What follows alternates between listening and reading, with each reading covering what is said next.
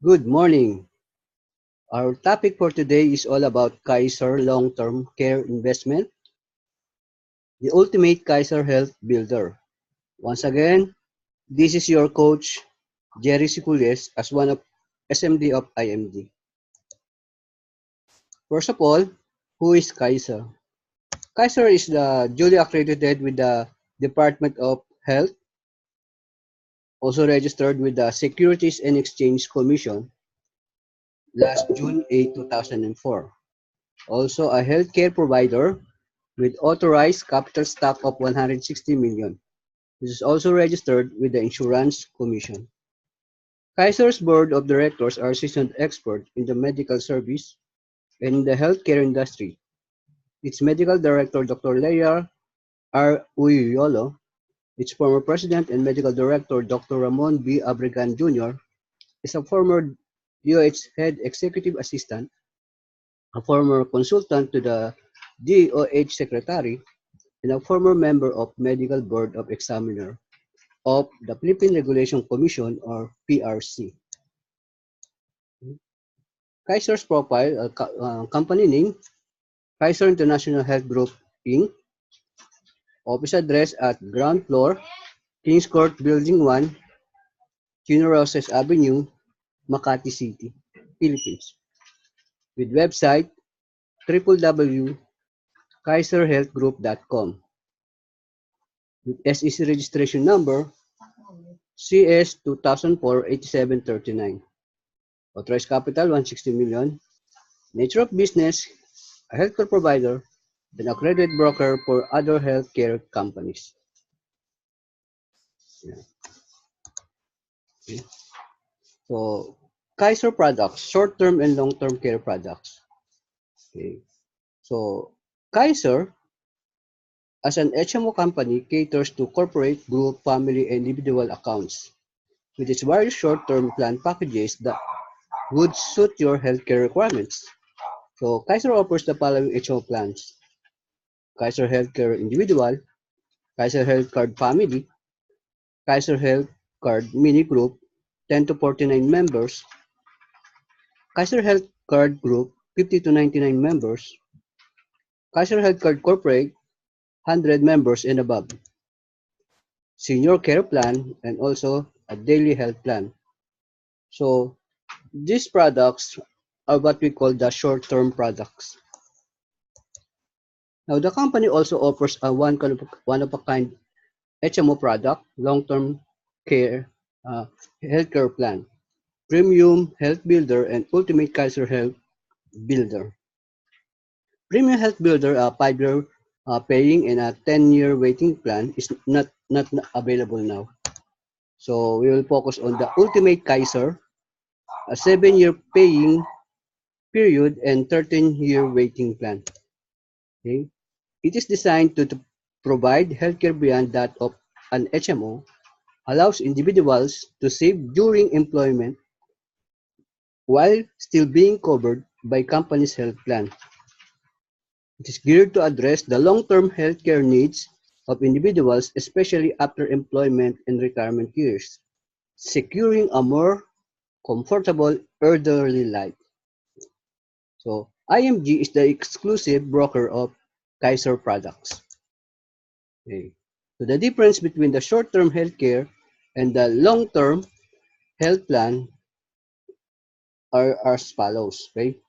So, during employment and productive years, meron tayong health card from our employer.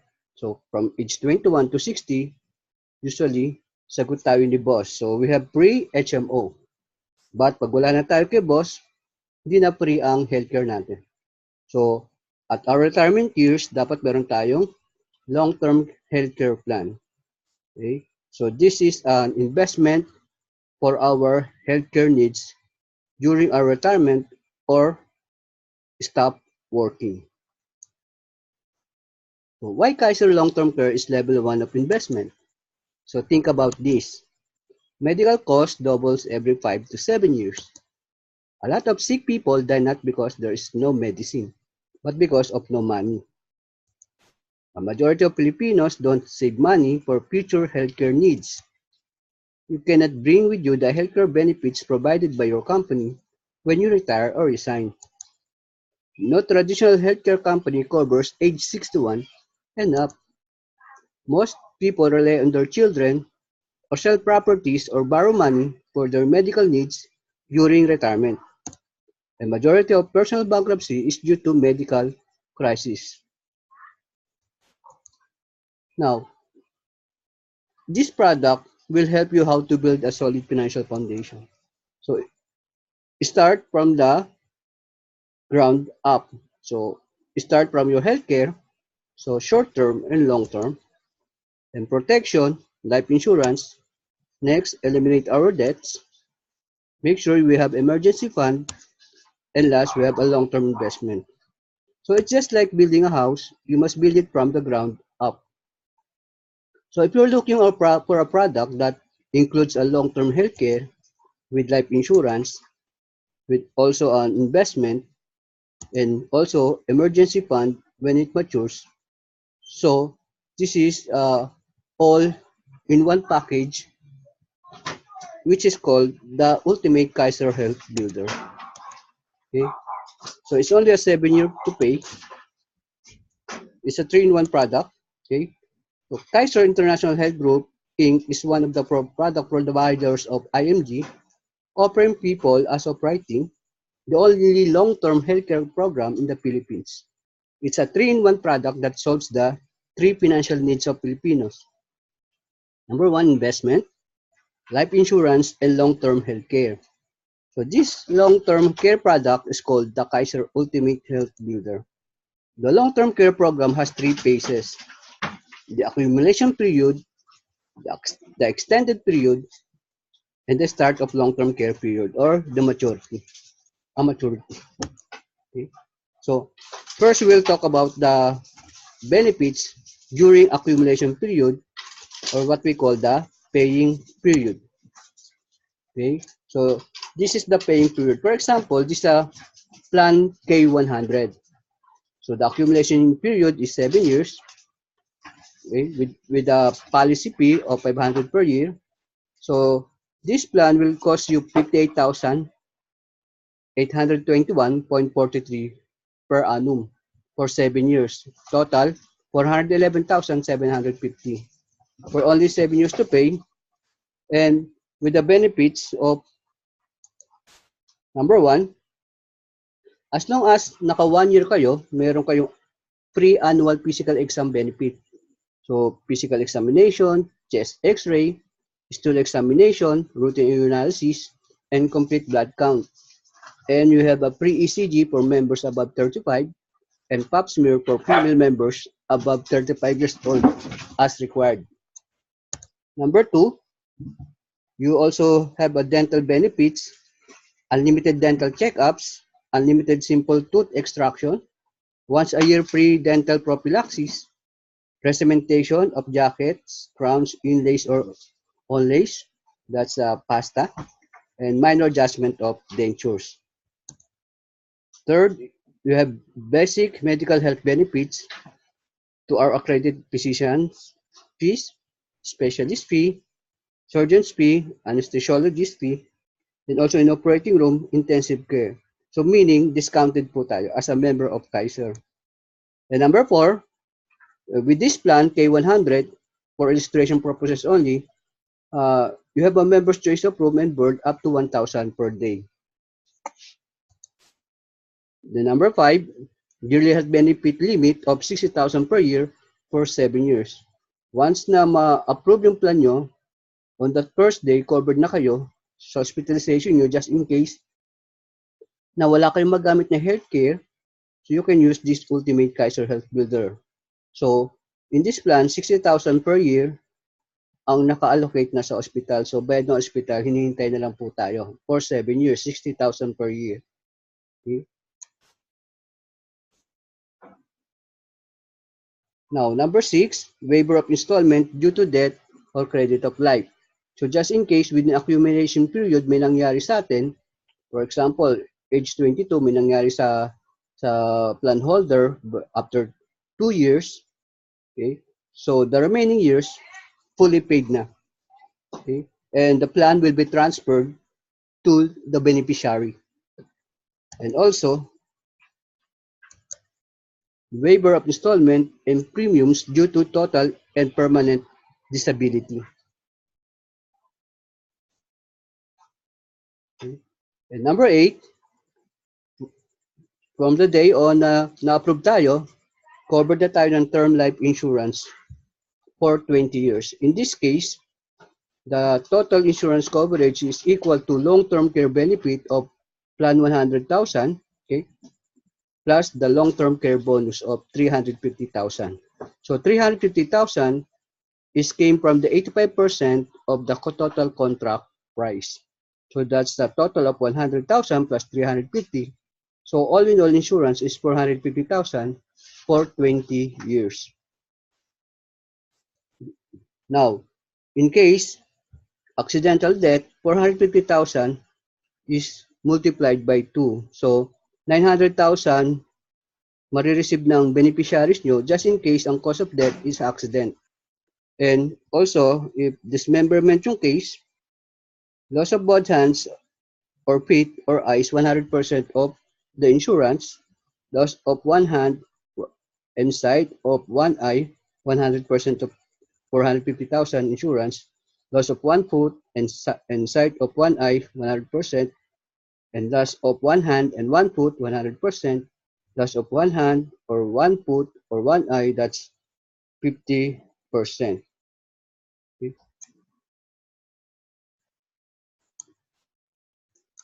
Now, also, you will have family assistance service benefit. Okay. So, once na maka 1 year of payment tayo, the policy should be in active status and plan should have completed at least 1 year of payment. So, pwede nyo ipagamit yung healthcare benefit nyo sa kamag-anak nyo. Just in case yung kamag-anak nyo papasok ng hospital, hindi na kailangan mag-deposit or hinga ng health card para ma-admit. So, pwede yung pagamit yung health card natin. So, nominated patient must be an immediate family member of the policy holder or within the first degree of consanguinity. Policyholder agrees to avail only of the services of Kaiser's accredited doctors and affiliated network of hospitals. Assistance to be provided by Kaiser shall only be to the extent of the allowable benefits due to the plan holder under his policy. So, if your annual limit is 60,000, so yung kamag-anak nyo, 60,000 din po yung limit. Prior to discharge of the nominated patient, payment should have been settled with Kaiser. So, bago ma-discharge, so babayaran na ng patient yung binayad ni Kaiser. So, kung 60,000 yung nagamit, 60,000 babayaran ng patient sa Kaiser. So, just in case, if plan holder requested or opted to pay on a term basis, kung walang pambayad, the payment scheme is on case-to-case basis and subject to Kaiser approval. So, magiging loan if ever na hindi makabayad yung family member. Please note that this assistance is an accommodation only. It's not considered a benefit of the plan. So hence, approval and denial on the availment solely depends on Kaiser management evaluation. Now, we go to the extended period or the waiting period. So, once na fully paid na yung plan, nasa extended period tayo, issue na kayo ng Visa card, this card, okay? Yan. So, you will register out the full when you full paid name plan. Okay? You will i-issuean kayo ng Kaiser certificate of full payment and Visa card like this one. Okay? Yan, certificate. So, at the extended period, dito na po tayo. So, fully paid name plan. So, ito yung mga benefits. Wala na kayong 60,000. sa extended period. You will receive annual health benefit just in case para magamit nyo pang hospital nyo.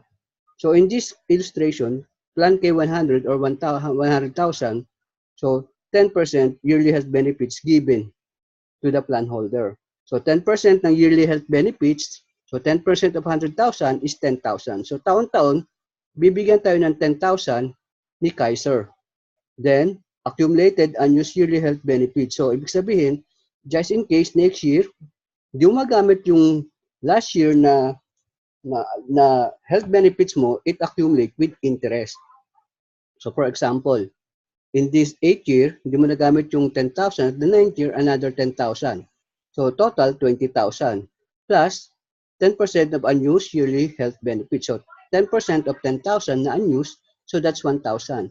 So, 1,000 plus 10 plus 10, so 21,000. Next year, another 10,000. Then, 10% of unused yearly health benefits, so 2,100. So 2,100 plus 21 plus 10,000, so 33,100. Then next year, another 10,000. So 10,000 plus 33 plus 10% of 33, so that's 3,300. So all in all, we have 46,000. And malaki na po yan, no? And so on and so forth. Okay? Then, aside from yearly health benefits, you will also have a yearly health bonus. So, this will represent as our dividends. Okay? So, at the 8th year, bibigyan natin yung dividends sa atin ng Kaiser. Okay? So, you can also use that for your hospitalization just in case na kailangan nyo ng healthcare needs sa emergency. Okay? So, yearly health benefits plus yearly health bonus. So, total like this one, 10 plus 30 to 40. And next year, mag-i-interest pa rin siya. Okay?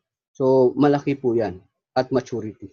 Okay? So, during extended period, yan, even outpatient, sabihin nyo lang kay Kaiser na outpatient kayo, so kailangan nyo ng healthcare support, so pwede nyo gamitin po yung mga limit na yan, mga benefits natin.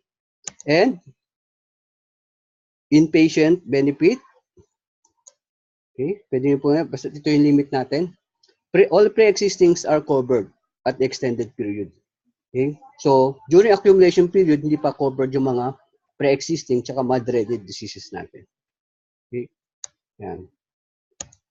Also dreaded. And maternity benefits is also covered during extended period.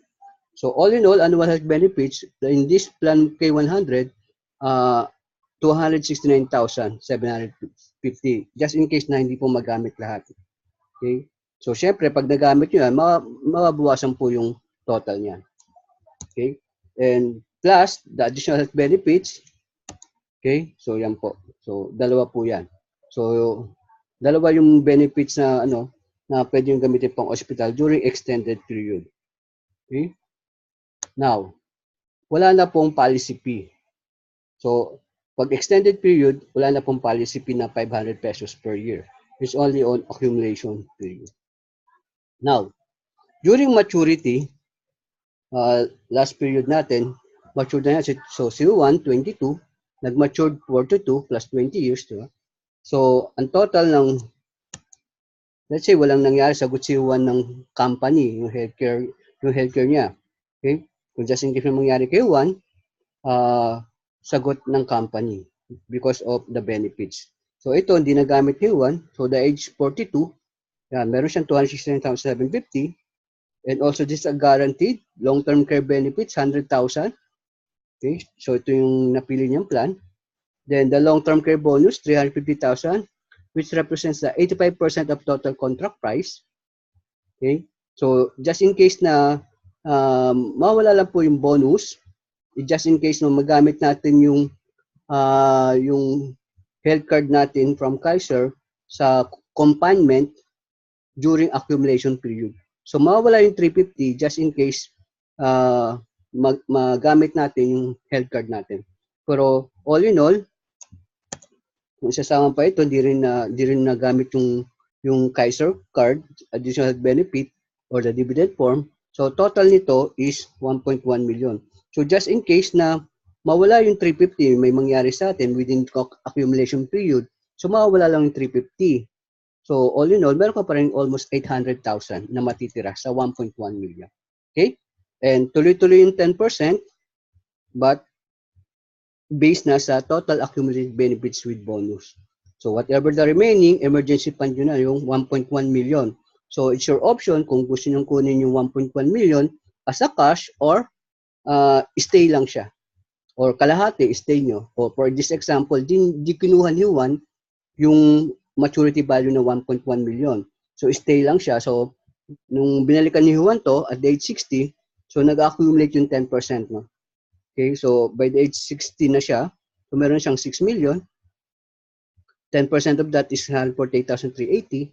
And by the age 65, kung di pa rin niya gagalawin, meron siya na 10 million and 10% of that is 1 million. Ngayon, kapag di nyo naubos tong fund na to for your healthcare, okay, transferable to your beneficiaries. Okay? Yan. And take note, upon maturity, available cash na to. So, nasa Visa card nyo po ito. So, just in case na mangailangan ko, pambayad ng Meralco, pambayad ng tubig, pang grocery, okay? So, pwede nyo itong kumurot-kurit kasi nasa Visa card nyo na po ito. Okay? So, emergency fund na po siya at maturity period. Okay? Now, so, Kaiser is PhilHealth integrated. Okay? Once admitted, you will be advised to file your PhilHealth reimbursement form. The PhilHealth reimbursement due shall be deducted from the total hospital bills. So, bago po masettle ni Kaiser, ilaless muna yung PhilHealth portion. Then, after the PhilHealth portion ng bill niya sa hospital, doon na po papasok yung Kaiser. So, Kaiser members without PhilHealth membership shall shoulder and pay the corresponding portion of PhilHealth. Now, the owner shall be given a grace period of 60 days, just in case you cannot pay, okay, on the due date. You still have a grace period of 60 days. No penalty, okay, no charges. So if payment is made after the grace period, the contract shall be considered lapse. Note, benefits may be provided to the member only after the due installment is paid. So meaning lapse siya, nakapos po lahat ng benefits natin. Okay? So just in case, after 60 days, nag-lapse na yung plan nyo, you have an option also to reinstate your plan. So tawag doon reinstatement. Okay? So there are two ways to reinstate your plan. Reactivate nyo ulit. So first is you can update. So member will pay the premiums due on all the missed months plus surcharge of 1.5% per month or 18% per annum from the date of each unpaid installment. Then, second one, to reinstate your plan is to redate. So member will only pay the premium for the month, but the maturity period will be moved. So meaning, naka 1 year na kayo. So within 1 year nagkapera kayo. So mag-start nampas ka ng 1 year, tapos tinuloy niyo yung Kaiser niyo. So mamumove lang ng 1 year din yung maturity period. Okay? So requirements, surrender the lapse policy contract, accomplish a reinstallment application form, and settle the reinstatement fee of 300. It can be done within 2 years of the first unpaid due date. The member shall be considered a new applicant subject to pre-existing condition and for purposes of contestability of insurance coverage and to any other requirements for a new applicant for membership in effect at that time. Kaiser shall cancel the contract without need of notice to the owner if he fails to reinstate within the prescribed period. Now, just in case wala nang way para ma-reinstate yung plan nyo, so you can surrender your plan. You will still receive a cash surrender value. The owner may surrender the contract for each cash surrender value, stating the schedule of benefits provided the plan is active for at least a year.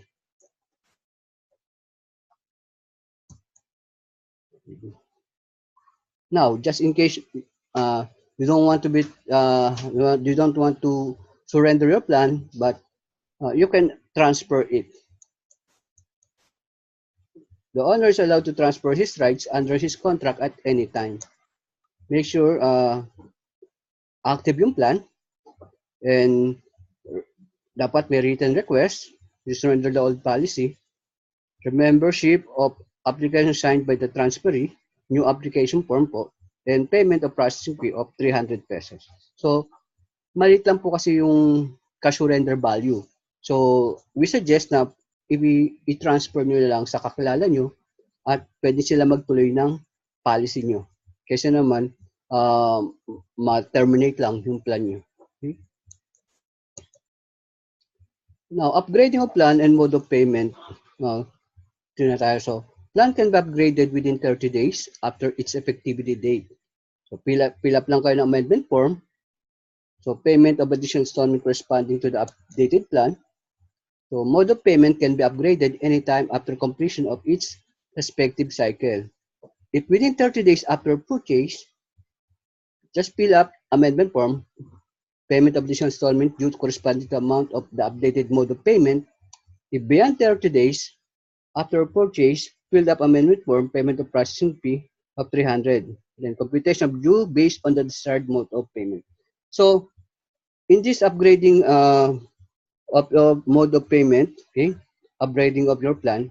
So, if nagbago isip nyo, so meron kasi maliliit na plan, let's say K45, then nagbago isip nyo, gusto nyo gawin yung K100, pwede nyo gawin yon if within 30 days. So, beyond 30 days, ang pwede natin baguhin is yung mode of payment. Okay?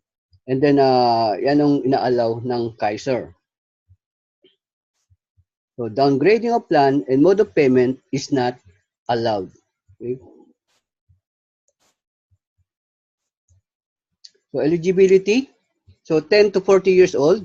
So, pwede tayo mag-start sa K45 or 2647 per month. 41 to 50 years old, K60 or 35 per month. 51 to 60 years old, K75 or 4,412 per month. So, ito po yung mga according to age bracket. So, kung age mo is 41 to 50, hindi ka pwede kumuha ng K45. If your age is 51 to 60, syempre, hindi ka pwede kumuha ng K60. Okay, pwede kang mas mataas. Okay, if your age is 10 to 40, you can get K45, K60, K75, and mas higher plans. Okay, so ganun din sa pagti-transfer. If your age is 10 to 40, you can transfer yung plan to your age bracket din. Pero kung iti-transfer mo yung plan mo kay age 41, hindi pwede kasi ang minimum niya is K60. Ganun din, hindi pwede bigay kay lolo kasi nga iba yung minimum plan niya. Now, if si 51 years old naman, iti-transfer niya kay 40 years old, allowed po yun. Kasi ang minimum ni K45 is 10 to 40 years old. Okay? So, yan. Now, this is the table. So, ito, no? So, itong ma-receive yung brochure na to, if member kayo ng IMG, okay? So, included po ito sa partners kit natin. Okay? So, dito, so, K45 plan, age 10 to 40, ito po yon. The long-term care benefit, insurance, dito makikita yung insurance. So, ito po makikita nyo, pwede ka mag-request sa akin ito through email or FB, pwede ko pa send sa inyo according to your age. Okay? So, yan. So, you can choose your mode of payment, pwedeng monthly, quarterly, semi-annual. Okay? So, in K100, 58,000 po yan ang annual. Pero ang monthly niya, 5,800. So, mas mapapansin nyo po, pag annual, discounted tayo ng 2 months. Okay? And pag semi-annual, so discounted tayo ng 1 month. At pagka quarterly, discounted tayo ng half month. Okay? So, yan po yung kung I suggest, kumuha kayo ng mode of payment yung kaya nyo. Okay? So, yan. Now, let's compare these two guys, Mr. Save Early and Mr. Save Later. Okay? So Mr. Save Early opened an account with Kaiser Invest 26,470 a year for 7 years, then stopped investing. In this side, Mr. Save Later spends 26,470 a year for himself for 7 years, then after open an account with Kaiser Invest 26,470 a year for 7 years. Okay. So Mr. Save Early, so at the age 22 for 7 years. Okay. So fully paid na yung plan at by the age 28. Okay. So 22 plus 20, so $500,000 yung maturity value ng according sa bracket niya kay 45. So hindi pa rin niya ginalaw by the age 49, nag-accumulate yung interest nito with 10% taon-taon. So 1 million na siya by the age 49. By the age 60, meron na siyang 2.9 million sa Kaiser plan niya. By the age 65, meron na siyang 4.7 million. Dito naman sa Save Later, ibaga, pinauna muna niya sa Save Early, no? So, nakwento ng Save Early siguro kay Save Later. So, sabi niya, maganda yung Kaiser, so nag-start si Later na. So, at the age 29, 7 years, so natapos siya age 36. So, 29 plus 49, so 20 years. So, doon pala nag-mature yung plan niya, so $500,000. By the age 16, nagkita sila ni Save Early, so 2.9 na yung kay Save Early, sa kanya 1,497,000 pa lang. So by the age 65, almost 5 million na kay Mr. Save Early, pero kay Later, so almost half yung nawala sa kanya. Okay? So ganyan pa sa mas maganda po talaga yung nagsisimula tayo ng mas maaga. Okay? So start now. Okay? Laki ng difference, no? Now, so Kaiser accredited hospitals, more than 70 hospitals and 140 clinics in Metro Manila, more than 100 hospitals and 70 clinics in Luzon, more than 35 hospitals, 40 clinics in Visayas, more than 51 hospitals and 19 clinics in Mindanao. So only more than 250 hospitals and 270 clinics nationwide na accredited ni Kaiser. Okay? So this is only example na makikita nyo sa website ng mga list of accredited hospitals ni Kaiser. Andiyan ang Makati Med, St. Jude, Perpetual, okay? Manila Doctors, Chinese General Hospital, and so on and so forth. Okay? So if you want a complete list of Kaiser accredited hospitals, email to provider@kaiserhealthgroup.com or call to Kaiser 24/7 hotline, or you can call ask me. Okay? So how to pay premiums? So option number 1, you can go directly to Kaiser office. Okay? If sa inyo po nakapangalan yung plan, just go to ground floor, Kings Court Building 1. Okay? Don Chino Rosas Avenue or Pasong Tamo Avenue, Makati. Open po yung office nila 8 a.m. to 5 p.m. pag weekdays. And then pagka Saturday, 8 a.m. to 12 p.m. Okay? Next, if you can go to bank and pay to Kaiser Bank account, deposit to Kaiser Bank account. So account name, Kaiser International Health Group. If BPI, ito yung account number. Okay, family and Union Bank, BDO. And email yung deposit slip sa support@kaiserhealthgroup.com or CC nyo yung customer care at kaiserhealthgroup.com and mention kung kanino nakapangalan yung deposit nyo, kung kaninong account po. Okay? Message nyo lang po sa email. Then option number 3, pay through BPI Express online. Okay?